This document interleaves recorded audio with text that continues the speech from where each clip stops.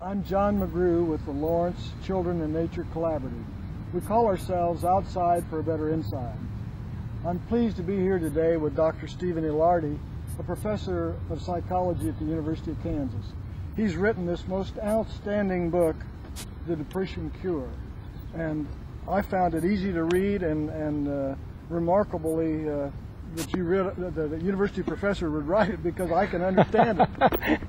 Well, John, thank you. I take that as high praise because as a professor, we're trained not to write in that sort of lucid style. We're trained to write in very dense technical prose, and so it was really quite a challenge to think about how can I take these ideas that are so important and that can be so meaningful to people and make them really truly accessible. I think you did it well. Well, thank you. Yeah, I do.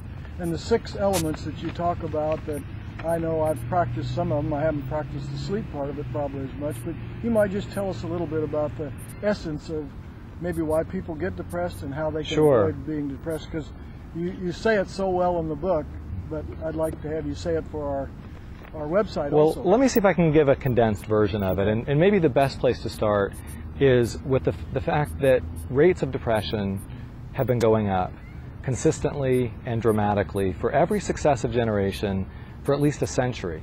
So based on the best evidence we have, if we go back to the early years of the 20th century, for our, let's say our great-great-grandparents, their rates of depression were roughly 20 to 25 times lower than they are for us right now. Wow, that's a big change. It's a huge, huge increase. In fact, we can make it hit even closer to home. In the last decade, based on the best study that's looked at this, rates of depressive illness have more than doubled in the U.S. And right now, 1 in 4 Americans will be afflicted with this illness at some point by the time they reach age 75.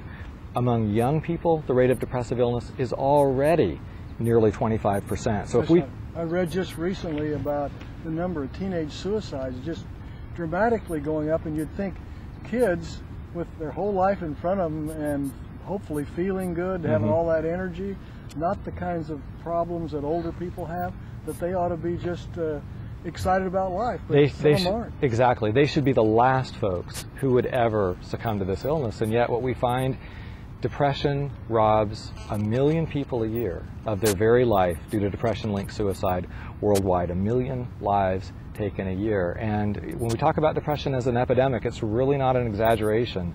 It's really, if anything, an understatement of just how severe this problem is. And of course, there are a lot of people that don't allow anybody to know they're depressed. Isn't that a fact? Well, it's absolutely true that many people who are suffering inside, who are actually feeling suicidal, who are being shut down and robbed of so many parts of their life by this illness, they can still manage just enough energy to put on a happy face. It's not authentic, and it may not even be a happy face. It may just be, I'm okay. But it's masking this extraordinary pain and this extraordinary debilitation that this illness can bring. And so this raises a really big question for me. As a clinician, as a researcher, what in the world is going on? Why is it that we in the U.S. in the 21st century, among the most wealthy, most medically cared for, most long-lived people that have ever appeared on the planet, why are we so vulnerable to this illness? And you know, my conclusion, and I haven't done the research, is that far too many, especially of our children, are living lives of virtual reality rather than experiencing the real world. I mean, they're spending so much time on computers, which are really valuable, important learning tools, but they're only developing their left brain. They're not developing their right brain. So our group wants kids to get outside, play creatively outside. Absolutely. Well, and there's, I think, extraordinary research evidence to back you up on this. And in fact, if we look at the question, what were people doing a century ago that we're not doing now, that was protecting them from depressive illness? If we look at the North American Amish, whose rate of depression is about 10 times lower than ours, what are the Amish doing that we're not? If we look at modern-day Aboriginal groups who are almost completely immune to depressive illness, despite the fact that they live very hard lives, what are they doing that helps protect them against this illness? And what we find as we look at the research literature is there are 6 major areas of lifestyle, 6 very simple, basic things that have mountains of research support as being antidepressant, things that can both cure depression in the short term and prevent depression in the long term. And so those are the 6 core elements of a treatment approach that I've developed with my research group at the University of Kansas over the past 5 years. You know it as TLC, or Therapeutic Lifestyle Change.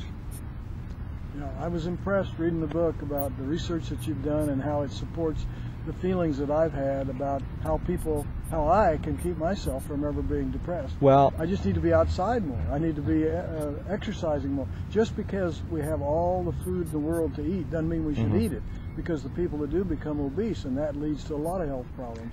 Just because we don't have to really physically work anymore doesn't mean we shouldn't get out and exercise, as I know you do and as I try to do. Absolutely. Well, I mean, the bottom line is, if we look at why people are getting depressed so much more than they used to, I would sum it this way.